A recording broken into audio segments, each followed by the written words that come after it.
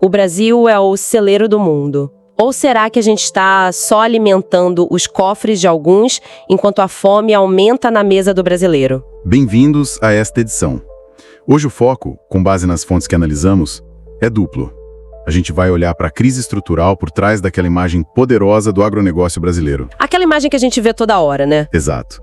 E, ao mesmo tempo, vamos ver o que essas fontes dizem sobre a agricultura familiar, como um caminho, talvez, para a soberania alimentar e para uma justiça socioambiental maior. Então bora mergulhar nesses materiais para entender por que esse modelo do agro está no centro de debates globais e como isso afeta, o nosso prato, nossa política externa e a vida de todo mundo.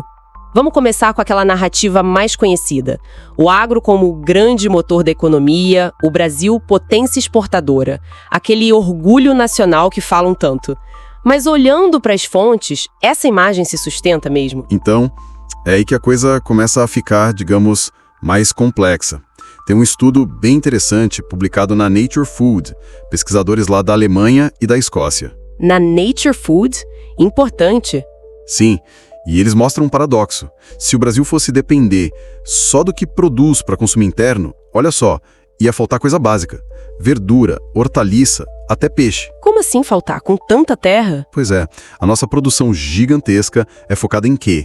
Commodities, soja, milho, carne, para exportar.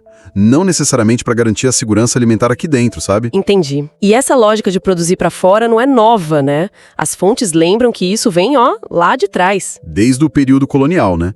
Essa vocação agroexportadora. E hoje, o que isso significa na prática? Monoculturas gigantescas, terra concentrada na mão de poucos. E o resultado?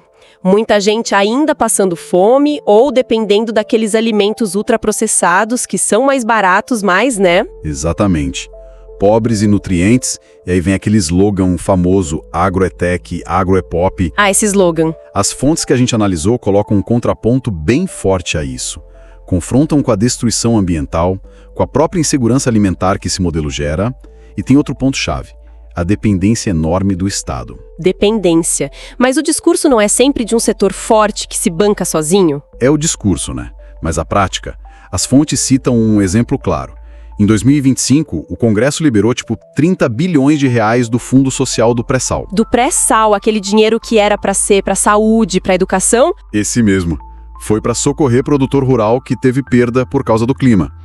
E, segundo os relatos, o próprio ministro do Desenvolvimento Agrário da época criticou isso. Ele defendia que esse dinheiro fosse para a agricultura familiar, para fortalecer a soberania alimentar. Que coisa, né? Uma ironia. Vem de independência, mas na hora do aperto... Busca o cofre público. E não para por aí, não. A agência pública, outra fonte nossa, apontou essa hipocrisia. O setor muitas vezes nega ser responsável pelas emissões de gases. Aquelas que causam efeito estufa às mudanças climáticas. Isso, negam a responsabilidade, mas pedem ajuda do governo citando justamente a emergência climática. E tem mais. A plataforma Suma Uma calculou uns 158 bilhões de reais por ano em renúncia fiscal. 158 bilhões por ano. Isso é muito dinheiro. Para onde vai isso? Beneficia principalmente as gigantes multinacionais. As fontes citam nomes como JBS, Bunge, Cargill, Syngenta, Bayer. É um valor que, comparando, chega perto ou até passa o orçamento do Bolsa Família. Nossa Senhora! E a conta ambiental disso tudo, quem paga? É altíssima. Alarmante, na verdade. O Amazon, que monitora a Amazônia, estima que mais de 90% do desmatamento lá tem ligação com a expansão do agro. 90%? E tem dados do Centro de Pesquisa da Comissão Europeia, o JRC, junto com o Observatório do Clima. Eles colocam o Brasil como o quinto maior emissor de gases de efeito estufa do mundo. E pasme, 75% dessas emissões vêm do setor agropecuário. 75%? É muita coisa. É tanto que um professor da Unicamp, o Luiz Marques, citada numa das fontes, ele é bem direto. Chama o agronegócio de inimigo público número 1 da sociedade brasileira. Palavras fortes. Fortíssimas. E toda essa vulnerabilidade interna na comida, no dinheiro público, no ambiente, isso vaza para fora. Afeta nossas relações comerciais. Com certeza. As fontes mostram como a gente fica exposto. Lembra das tarifas de 50% que os Estados Unidos colocaram na época do Trump? Lembro, sim. Aquilo afetou vários produtos, né? Exato. Carne bovina, café, suco de laranja, etanol. A CNA, que representa o setor, estimou perdas em umas 19 cadeias produtivas. A CNN Brasil chegou a reportar queda de mais de 70% na exportação de suco de laranja por causa disso. 70%? Um baque. E a Europa? Também tem pressão em ir lá? Tem. E é crescente. A nova lei antidesmatamento da União Europeia, a tal da EUDR. Ah, ouvi falar. Aquela que exige rastreabilidade, para garantir que não vem de área desmatada. Essa mesma. Isso coloca em risco, segundo dados do nosso Ministério do Desenvolvimento, Indústria e Comércio, que o Jornal da USP compilou, mais de 1/3 do que a gente exporta para lá. 1/3. É muita coisa em risco. Isso deve gerar um debate interno aqui, imagino. Gera sim. As fontes apontam que não há um consenso. Por um lado, relatos do Poder 360 mostravam alguns ministros tentando, digamos, minimizar o impacto dessas regras lá de fora. Dizendo que não era bem assim. Isso. Mas, por outro lado, o ministro do Desenvolvimento Agrário da época, segundo as mesmas fontes, já defendia buscar outros parceiros, diversificar os mercados, sabe? Questionando essa dependência forte do modelo só de exportar commodity para esses grandes blocos. Entendi. Então, o retrato que as fontes pintam é bem diferente da propaganda, né? Um gigante exportador, sim, mas que talvez não garanta comida na mesa de todo mundo aqui, que depende bastante de ajuda do governo, que tem um custo ambiental e social enorme e ainda fica vulnerável lá fora. Exatamente. É um gigante que parece ter, como dizem, pés de barro. As fontes revelam essa rede complexa de dependências, de impactos e muitas contradições entre o que se fala e o que se faz. Uma imagem de potência agrícola que, olhando mais de perto pelas lentes dessas fontes, esconde fragilidades e escolhas políticas bem questionáveis. Sem dúvida. Merece um olhar mais crítico, mais atento. Fica então a pergunta que essas fontes nos ajudam a fazer. Que tipo de agricultura o Brasil realmente quer? Qual agricultura a gente precisa para alimentar nosso povo e, ao mesmo tempo, cuidar do nosso futuro? Bom, a gente vai para um rápido intervalo e já volta.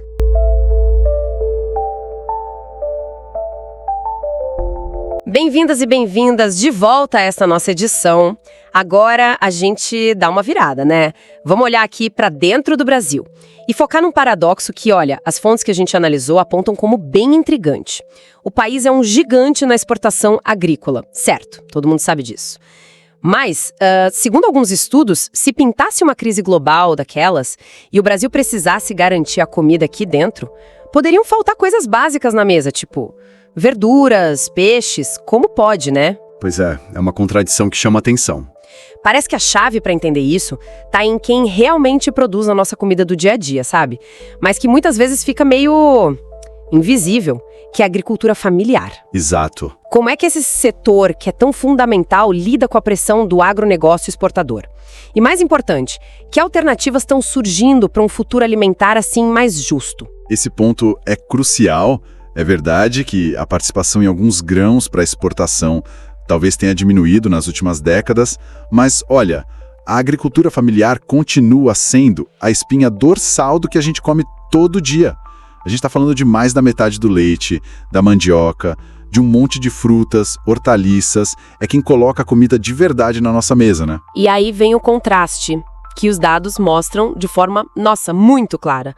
Pegando o Plano Safra 2025-26 como exemplo, as fontes indicam, assim, uma diferença enorme, coisa de 600 bilhões de reais para o agronegócio empresarial. Um valor altíssimo. E para a agricultura familiar, cerca de 89 bilhões. Bem menos. Uma diferença gritante. E não é só isso, né? As fontes também falam das dificuldades que eles têm para acessar o mercado, para vender o que produzem, e mencionam um possível enfraquecimento de políticas que eram importantes, como o PAA, lembra? O Programa de Aquisição de Alimentos? Sim, que comprava direto do pequeno produtor. Isso. Para doação, né? E o PNAE, da alimentação escolar, que levava essa comida saudável para as escolas. Exatamente. Políticas que conectavam diretamente a produção familiar com quem precisa. E o que é fascinante nesses estudos, e até um pouco surpreendente, eu diria, é que eles apontam que a produção familiar brasileira, se tivesse o apoio certo, teria sim capacidade de alimentar toda a população.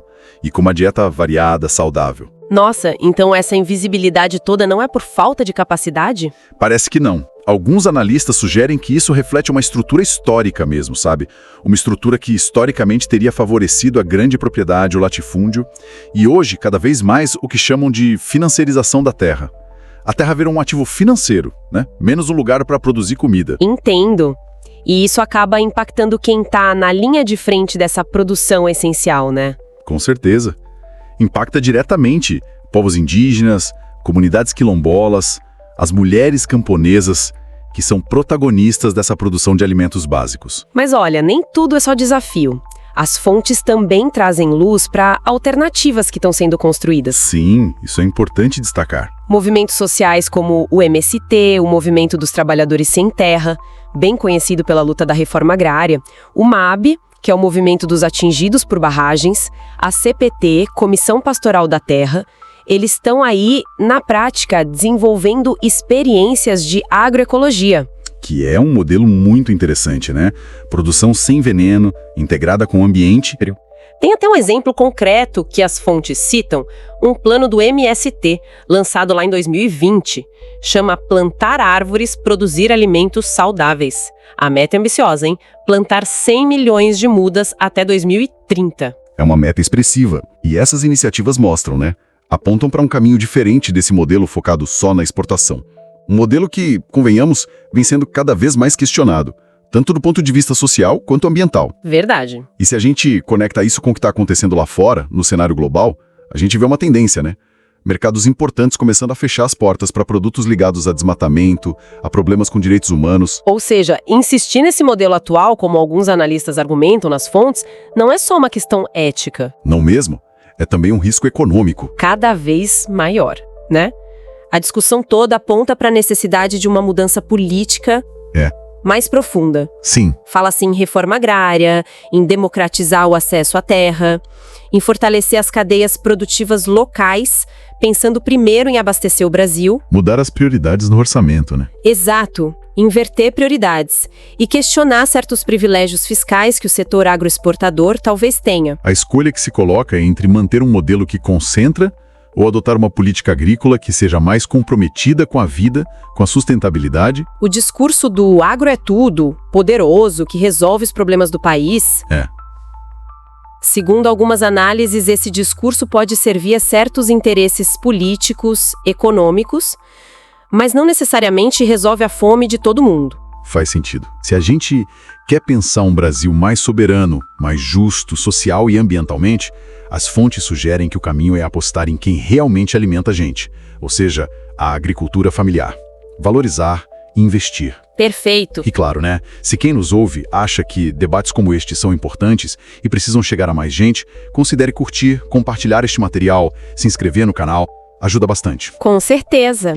E os links para as fontes que a gente usou para montar esta edição e também acesso a outros artigos sobre o tema estão todos na descrição, tá bom? E lembrem-se, o PogKives vai ao ar de segunda a sábado, sempre trazendo informações importantes e relevantes.